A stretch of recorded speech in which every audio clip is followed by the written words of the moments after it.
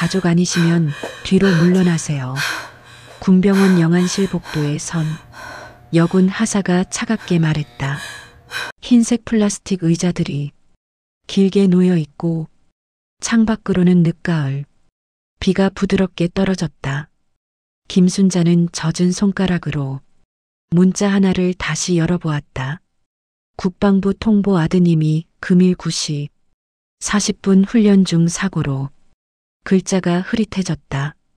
그녀는 목에 걸린 누런 장바구니 끈을 고쳐 잡고 안으로 들어가려 했다. 아들 박도윤이라고 하셨어요. 하사가 다시 물었다. 네, 제 아들이에요. 잠깐만요. 안으로 유가족 먼저 들어가시고요. 다른 분들 정리되면 안내해 드릴게요. 안쪽에서는 울음과 숨죽인 신음이 섞여 나왔다. 어깨가 떨리는 중년 남자, 벽을 짚고 선 젊은 여자, 검은 옷을 입은 노모가 차례로 들어갔다. 순자는 자기 차례가 오지 않자 작은 발소리로 복도를 오갔다. 운동화 바닥에 물기가 묻어번들거렸다. 아침에 시장에서 삶은 돼지고기를 사서 집에 내려놓고 나왔다. 주말에 휴가 나오면 먹으라고 냉장고에 넣어두고 오는데 그 사이에 이런 문자를 받았다. 차를 몰 줄 몰라 급히 버스를 갈아타고 여기까지 왔다. 도윤이 입대할 때 봤던 그 깔끔한 군복과 웃던 얼굴이 자꾸 떠올랐다. 안내요원은 그녀를 다시 위아래로 훑어보았다. 유가족 맞으시죠? 연락 받은 거 맞으시고 문자까지 보여주자 여군 하사는 그제야 고개를 끄덕였지만 표정은 풀리지 않았다.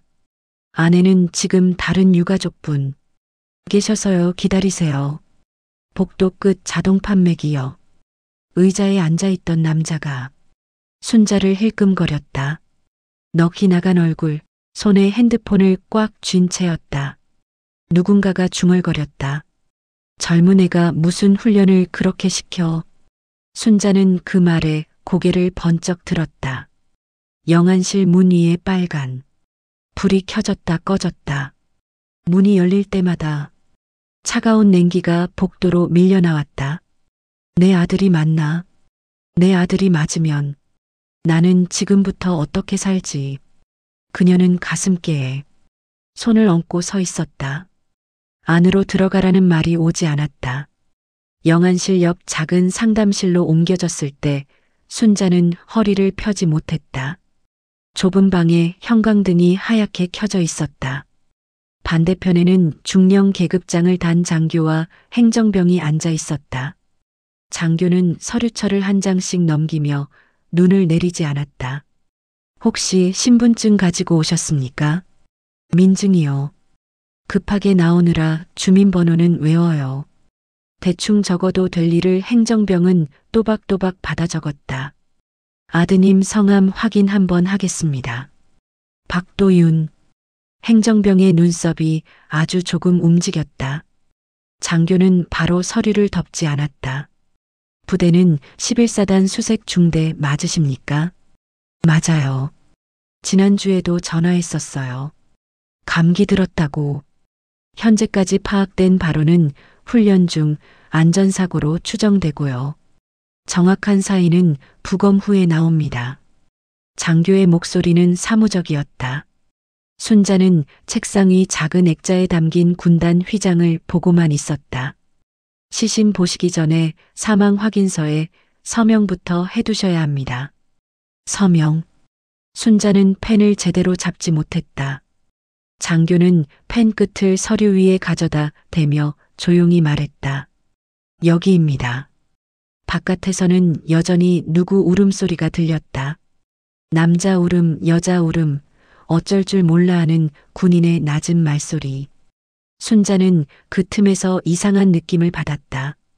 자신이 제일 늦게 도착했는데 왜 자신이 제일 마지막일까? 왜 아들의 얼굴부터 확인하는 게 아니라 서류부터 쓰게 할까? 왜 장교는 자꾸 이름을 다시 확인할까? 장교는 순자를 올려다보았다. 보호자분 혼자 오셨습니까? 혼자예요. 남편은 안 계시고요. 오래전에 갔어요. 장교의 시선이 아주 잠깐 흔들렸다. 혼자 온 여자는 설명하기 쉽다. 겉모습으로 판단하기도 쉽다. 장례 절차를 최소화하기도 쉽다. 장교는 다시 업무용 얼굴로 돌아갔다. 이따가 시신 확인할 때 안내하겠습니다. 또 연락 오더라도 놀라지 마십시오. 순자는 마지막 말에 귀가 붙들렸다. 또 연락. 누구에게 또 무슨 연락? 그녀는 방을 나서며 문틈으로 흘러나오는 시체 냉기 같은 공기를 들이마셨다. 목끝이 얼었다. 2시간 가까이 지나도 이름이 불리지 않았다. 다른 유가족들은 이미 흰 천으로 덮인 누군가를 끌어안고 울다가 돌아갔다. 어떤 젊은 여자는 군인에게 매달려 소리를 질렀다. 그 소리 사이로 순자의 이름은 섞이지 않았다. 복도 끝에서는 군의관 둘이 낮은 목소리로 이야기하고 있었다. 동명이라니까. 그래도 일단 가족분이 오셨잖아요. 문자 보낸 데가 거기인데. 그들은 곧 순자를 돌아보았다. 그러나 다가오지는 않았다. 순자는 자리에서 일어나 그쪽으로 다가갔다. 저 제 아들 얼굴은 언제 볼 수 있어요? 군의관은 어색한 미소를 지으며 말했다. 지금 정리 중입니다. 곧 안내해 드릴게요. 고지란 말은 복도에서 30번은 들었다. 순자는 가방에서 물티슈를 꺼내 손을 닦았다. 닦을 것도 없었다. 손등에 핏줄만 더 도드라졌다. 차라리 소리를 지를까 했지만 주변의 울음과 한숨이 이미 공간을 가득 채우고 있어서 자기 목소리를 끼워 넣을 자리가 없었다. 군복을 입은 젊은 병사가 그때 복도를 뛰어왔고 무전기를 귀에 댔다. 아닙니다. 여기는 어머님 한 분 대기 중입니다. 한 분. 혼자 온 어머니. 순자는 다시 물었다. 사고가 어떻게 난 건데요? 병사는 곧 설명드리겠습니다 하고 도망치듯 갔다. 창밖 비가 거세졌다. 유리창에 탁탁 부딪히는 소리가 시설 안의 침묵과 엇갈렸다. 전화를 꺼내 아들에게 했던 번호를 눌러보았다. 전원이 꺼져 있거나 서비스 지역이. 그래, 꺼져 있겠지. 그런데 통신사 로고가 떴다가 갑자기 연결음이 한 번 울리고 끊겼다. 순자는 얼어붙었다. 지금 전화. 하지만 다시 걸자 이번에는 아예 꺼져 있었다. 군복을 입은 또 다른 남자가 와서 어머니 조금만 더 기다려 달라고 했다. 조금만, 조금만. 무시와 기다림이 3번째 반복되는 동안 순자의 눈빛이 달라졌다. 허리를 펴고 방금 전 그 군의관들이 서 있던 자리로 다시 걸어갔다. 내가 여기까지 어떻게 왔는데요? 내가 아들 얼굴을 봐야 집에 가지요. 군의관은 이번에는 미루지 않았다. 지금 확인하고 오겠습니다. 문이 열리고 순자가 들어갔을 때 방 안은 생각보다 좁았다. 하얀 가림막 뒤에 한 사람의 몸이 누워 있었다. 하얀 천은 이미 한 번 들춰진 자국이 있었다. 영안실 군무원이 조심스럽게 천 끝을 잡았다. 보시고 맞으시면 말씀해 주세요. 천이 젖혀졌다. 순자는 그대로 굳었다. 얼굴형은 비슷했다. 나이도 비슷해 보였다. 그러나 턱선과 입술선이 달랐다. 무엇보다도 이 아이는 도윤이보다 조금 더 살이 있었다. 도윤이는 입대하고 더 빠졌다. 이 아이가 아닌데. 순자는 숨을 들이켰다. 아드님 맞으세요. 박도윤 이병. 무언이 어색하게 되물었다. 아니에요. 얘 아니에요. 얘는 제 아들이 아니에요. 순자의 목소리는 단단했다. 확인 한 번만 더 해보시겠어요? 명찰이 여기. 무언이 보조 가방에서 작은 비닐봉투를 꺼냈다. 안에는 군번줄과 명찰 파편, 그리고 휴대전화 한 대가 들어 있었다. 휴대전화 뒷면에는 투명 케이스 안으로 사진이 끼워져 있었다. 순자는 그 사진을 보는 순간 눈이 번쩍 뜨였다. 이거 우리 집이 아니에요. 이 애가 누군데요? 사진 속 배경은 다세대가 아닌 신축 오피스텔이었다. 커튼도 달랐다. 무언은 당황했다. 잠시만요. 순자는 다시 말했다. 이 애는 제 아들이 아니에요. 제 아들 얼굴을 내가 모르겠어요. 그 말이 영안실 전체를 타고 나갔다. 잠시 후 아까의 중령이 급히 들어왔다. 행정병도 따라 들어왔다. 어머니, 이분이 아니십니까? 아니라니까요. 우리 도윤이는 오른쪽 눈썹에 흉터가 있어요. 어릴 때 넘어져서, 그리고 귀에 점이 있어요. 이 애는 없어요. 중령의 얼굴이 굳어졌다. 행정병이 작은 목소리로 말했다. 말씀드렸잖습니까? 두 명이 같은 날 들어왔는데 중령은 그를 노려보았다. 순자가 떨리는 손으로 비닐 속 휴대전화를 가리켰다. 도윤이 휴대전화는 검은색이고 케이스도 안 씌웠어요. 이건 아니에요. 그때 중령의 입에서 짧은 말이 튀어나왔다. 이름이 두 명이야. 순자는 그 말을 꽂듯이 들었다. 상황실로 옮겨졌을 때 이미 부대 지휘관, 인사과 장교, 군의관이 모여 있었다. 이번에는 순자를 아무도 복도에 세워두지 않았다. 오히려 맨 앞자리에 앉게 했다. 현재 확인된 바로는 오늘 오전 사고자는 박도윤 상병이고 대구 출신 가정입니다. 장교가 빠르게 말했다. 저는 서울 살아요. 네, 그래서 현재 어머님께 문자가 잘못 발송된 것으로 보이고요. 잘못 발송. 순자의 눈이 커졌다. 한 생일에 들어온 두 명의 박도윤 병사가 있고요. 둘 다 오늘 훈련에 참여했습니다. 그런데 사고가 난 병사는 다른 분입니다. 그럼 제 아들은요? 현재 생존해 있습니다. 방 안의 공기가 흔들렸다. 누군가 안도의 숨을 내쉬었다. 그러나 순자는 바로 숨을 뱉지 못했다. 생존해 있으면 왜 전화를 안 받아요? 현재 훈련지에서 복귀 중이어서. 문자는 왜 잘못 보냈어요? 장교는 입술을 깨물었다. 담당자가 사고 장병과 동일한 이름으로 등록된 보호자를 찾다가 순자는 마침내 터뜨렸다.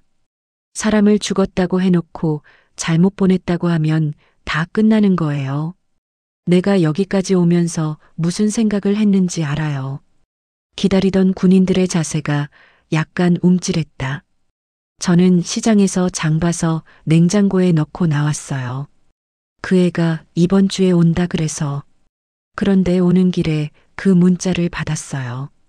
그걸 보고 여기까지 뛰어왔어요. 버스를 2번 갈아타고. 그런데 잘못 보냈다. 그녀의 어조는 높지 않았다. 그러나 무척 단단했다. 지휘관이 그제야 고개를 숙였다. 진심으로 사과드립니다. 이런 일은 있어서는 안 되는 일입니다. 순자는 그를 똑바로 쳐다보았다. 그 집은요? 진짜 그 아이 엄마는요? 그 질문에 방 안이 잠시 조용해졌다. 지금 오고 계십니다. 순자는 자리에서 일어섰다.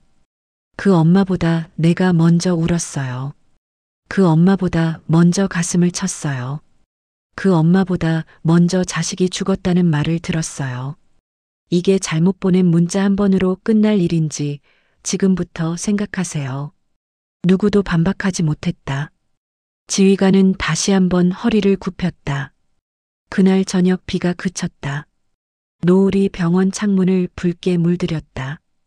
1시간 뒤 군용 미니버스 한 대가 병원 마당으로 들어왔다. 버스 문이 열리자 흙이 묻은 전투화를 신은 청년들이 내렸다. 그중 한 명이 급히 모자를 벗으며 주위를 둘러보았다. 어머니, 박도윤이었다. 군대에서 더 마른 얼굴, 햇볕에 탄 피부, 그러나 분명 그녀의 아들이었다. 순자는 한 걸음에 다가가 아들의 팔을 붙잡았다. 도윤아, 엄마 왜 여기까지 와? 나 멀쩡해. 나 오늘 사고 난 줄도 몰랐어. 부대 난리 나서 바로 올라오라 그래서. 아들은 말끝을 흐렸다. 엄마의 얼굴이 울다 말다를 반복하는 걸 보았기 때문이었다. 너 죽었다고 문자가 왔어. 도윤의 눈이 커졌다. 제가요. 지휘관이 옆에서 조용히 설명했다. 동명이인 사고입니다. 우리 과오입니다. 도윤은 멍해졌다. 곧 고개를 떨구었다. 엄마 진짜 미안해. 내가 미안할 일 아니야. 그러나 그 순간 병원 입구로 또 다른 가족이 들어오는 것이 보였다. 검은 옷을 대충 걸친 중년 부부와 울음을 터뜨린 젊은 여자가 군인의 안내를 받으며 급히 걸어왔다.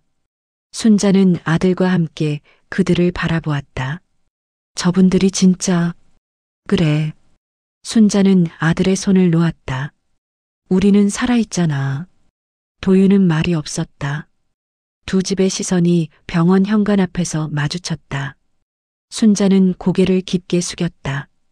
그 집의 어머니는 아직 아무것도 이해하지 못한 얼굴이었다. 안내를 해주던 장교가 조심스럽게 말했다.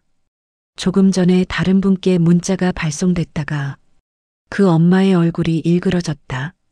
순자는 그 앞에서 더 깊이 허리를 숙였다. 말은 하지 않았다. 말로는 안 되는 일임을 알았기 때문이었다. 집으로 바로 돌아갈 수는 없었다. 순자는 아들에게 먼저 집에 가 있으라고 했다. 아들은 끝까지 엄마 옆에 있고 싶어 했다. 그러나 순자는 고개를 저었다. 너는 살아있는 애야. 너는 지금 집에 가서 냉장고 문을 열고 그 돼지고기를 꺼내서 냄비에 올려. 그리고 국 끓여. 그게 사는 거야. 아들은 그것이 엄마가 내리는 결론이라는 걸 알았다. 순자는 다시 영안실 쪽으로 갔다. 방금 들어온 진짜 유가족이 눈물로 흐느끼는 소리가 멀리서 들렸다. 군인들이 최대한 조용히 움직였지만 슬픔은 가릴 수 없었다. 지휘관이 따라오려 하자 순자는 손을 들어 멈추게 했다. 이 일은 끝까지 책임지세요. 문자를 누가 보냈는지, 확인을 왜 안 했는지, 이런 일이 다시는 없게 하세요. 지휘관은 단호하게 말했다. 예, 그렇게 하겠습니다. 순자는 고개만 끄덕이고 문을 열었다. 안에서는 그 어머니가 아이 이름을 부르며 울고 있었다. 순자는 그 모습을 잠깐 보고 문을 다시 닫았다. 그녀는 복도 끝 창가로 가서 한참을 서 있었다. 휴대전화 통화 목록에 방금 전까지 10번 찍혀 있던 번호가 있었다. 군대. 그녀는 그 번호를 삭제하지 않았다. 삭제하는 대신 아들 이름을 그 번호에 저장했다. 오늘처럼 혹시라도 또 엉뚱한 일이 생길 때 자기 손으로 바로 확인하겠다는 뜻이었다. 그녀의 결단은 소리나는 행동이 아니었다. 그러나 분명한 방향을 가진 행동이었다. 병원 앞마당은 비에 젖어 있었다. 낮부터 내리던 비는 그쳤지만 바닥의 물자국은 아직 차갑고 묵직했다. 군용 차량 한 대가 천천히 빠져나가며 타이어가 웅덩이를 밟을 때마다 물방울이 옆으로 튀었다. 김순자는 건물 앞 벤치에 앉아 있었다. 누군가 지나가며 우산 끝으로 흘린 물방울이 그녀의 팔에 떨어졌지만 아무런 반응도 하지 않았다. 손에 쥔 휴대전화 화면이 어둡게 꺼져 있었다. 방금 전까지만 해도 도윤이의 이름이 떴다. 엄마, 집 도착했어. 그 한 문장을 보고 나서 순자는 그저 화면을 꺼버렸다. 대답을 하지 않았다. 말을 붙이면 눈물이 터질 것 같았다. 눈물은 이미 너무 많이 흘렀다. 이제는 말 대신 침묵이 필요했다. 병원 유리문 너머로 다른 가족들이 아직 떠나지 못한 채 서 있었다.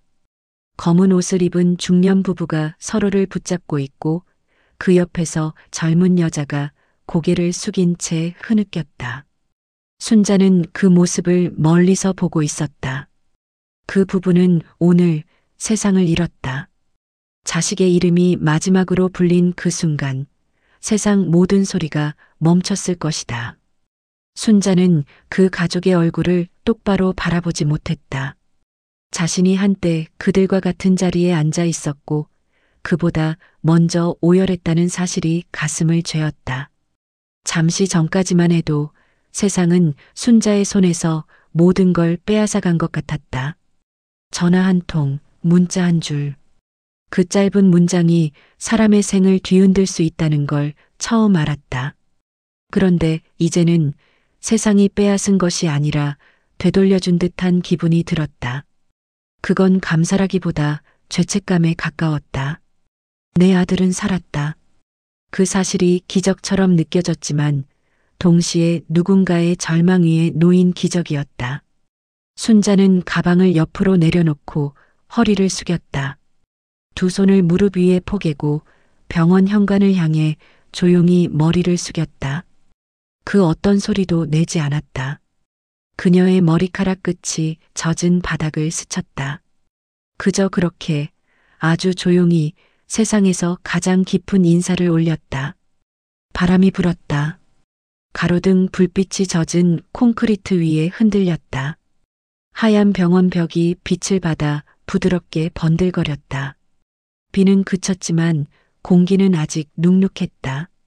그 공기 속에서 순자는 다시 고개를 들었다. 살아있는 게 죄처럼 느껴질 때가 있구나. 입 밖으로 새어나온 말은 거의 들리지 않았다. 하지만 스스로도 놀랄 만큼 단단한 목소리였다.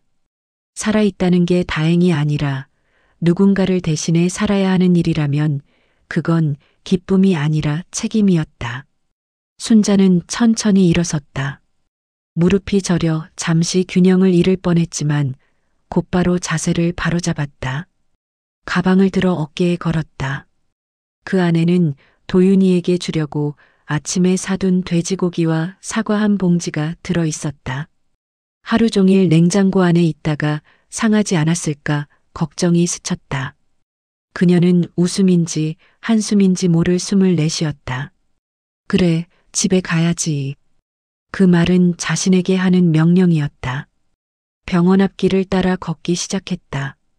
구급차 한 대가 지나가며 파란 불빛을 번쩍였다. 순자는 걸음을 멈추고 잠시 그 빛을 바라보았다.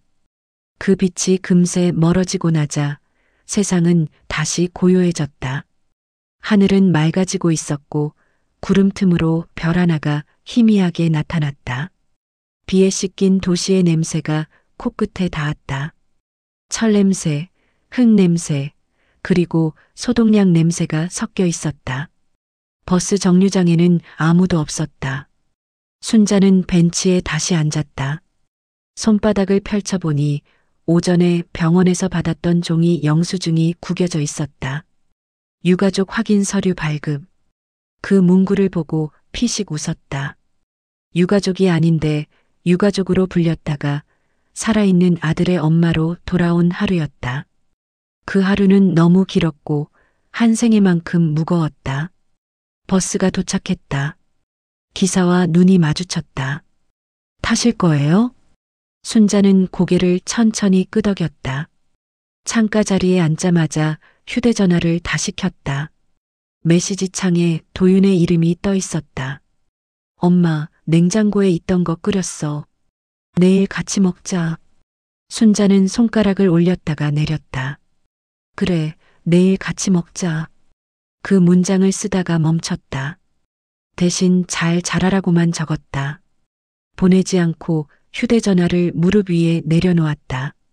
버스 창문에 비친 자신의 얼굴은 생각보다 차분했다. 오전에는 울고, 오후에는 화내고, 저녁에는 사과하고, 밤에는 조용히 웃었다. 하루 안에 모든 감정이 다 지나갔다. 그런데도 세상은 아무 일 없다는 듯 흘러가고 있었다. 도로 위의 불빛이 차례로 지나가며 창문을 스쳐갔다. 버스가 병원 모퉁이를 돌아 나가자 순자는 뒤를 돌아보았다. 멀리서 병원 유리창이 여전히 빛나고 있었다. 그 불빛 뒤에는 아직 울고 있을 그 어머니가 있을 것이다. 순자는 손을 들어 그쪽을 향해 아주 작게 흔들었다. 그것은 위로도 작별도 아닌 단순한 인사의 제스처였다. 같은 하늘 아래 있으니까 당신의 아들도 내 아들도. 그 말이 끝나기 전에 눈물이 한 줄 흘렀다. 이번엔 닦지 않았다. 그냥 흘려보냈다. 눈물이 턱을 타고 내려와 목덜미로 스며들었다. 차가웠지만 마음은 조금 가벼워졌다. 버스 안조명이 희미하게 흔들렸다. 순자는 머리를 유리창에 기댔다. 유리의 냉기가 이마에 닿자 그제야 긴장이 풀렸다. 눈을 감자 낮의 병원 풍경이 다시 떠올랐다. 복도의 형광등, 여군의 차가운 시선, 중령의 굳은 얼굴, 그리고 천 아래서 보았던 낯선 청년의 얼굴. 그 모든 얼굴이 한데 섞여 흐릿해졌다. 그 얼굴들 위로 도윤의 웃는 얼굴이 떠올랐다. 엄마, 나 잘 있어. 그 목소리가 귀에 맴돌았다. 순자는 미소를 지었다. 눈가에 남은 눈물이 반짝거렸다. 버스는 천천히 다음 정류장에 멈췄다. 창밖에는 편의점 불빛이 환하게 켜져 있었다. 젊은 커플이 웃으며 우산을 함께 쓰고 있었다. 삶은 계속되고 있었다. 그 평범한 장면이 새삼스레 눈부셨다. 순자는 자리에서 일어나 내릴 준비를 했다. 버스 계단을 내려오자마자 발끝에 차가운 공기가 감돌았다. 그녀는 고개를 들어 하늘을 바라봤다. 별 하나가 더 떠 있었다. 그 별은 조금 전보다 더 선명했다. 그녀는 그 별을 보며 속으로 아주 조용히 말했다. 살아줘서 고맙다. 그리고 미안하다. 집으로 가는 골목길은 어두웠다. 비에 젖은 골목길을 천천히 걸으며 순자는 가방을 꼭 쥐었다. 가방 안에서 비닐봉지가 바스락거렸다. 돼지고기와 사과 그리고 손수건. 내일 아들이 먹을 국거리 냄새가 희미하게 배어 있었다.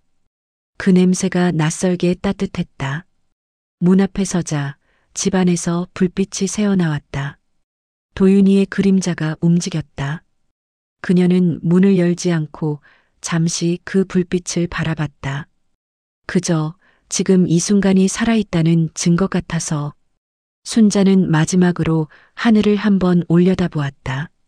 하늘에는 구름이 걷히고 별이 셋으로 늘어나 있었다. 그녀는 속으로 중얼거렸다. 오늘은 세 사람을 위해 빌어야지. 살아있는 아들을 위해, 죽은 아들을 위해, 그리고 남겨진 모든 어머니들을 위해. 그렇게 그녀는 문을 열고 안으로 들어갔다. 문이 닫히자 바깥의 빗소리가 멀어졌다. 주방에서 들려오는 냄비 끓는 소리, 그 안에는 여전히 삶의 냄새가 피어오르고 있었다. 순자는 그 소리를 들으며 천천히 의자에 앉았다. 그리고 아주 오래 아무 말 없이 숨을 골랐다. 창밖의 별빛이 식탁 위를 스쳤다. 세상은 여전히 조용했고 그 조용함 속에서 어머니의 눈빛이 다시 빛났다. 그 눈빛은 슬픔이 아니라 남은 날들을 살아내려는 의지였다. 그녀는 손을 뻗어 냄비 뚜껑을 살짝 열었다. 뜨거운 김이 올라오며 얼굴을 감쌌다. 그 순간 그녀의 입에서 아주 작게 미소가 번졌다. 도윤아, 잘 먹자. 그리고 다시 세상은 고요해졌다. 말 한마디 없이 빛과 공기만 남은 장면이었다. 지금까지 영상을 시청해 주셔서 감사드립니다.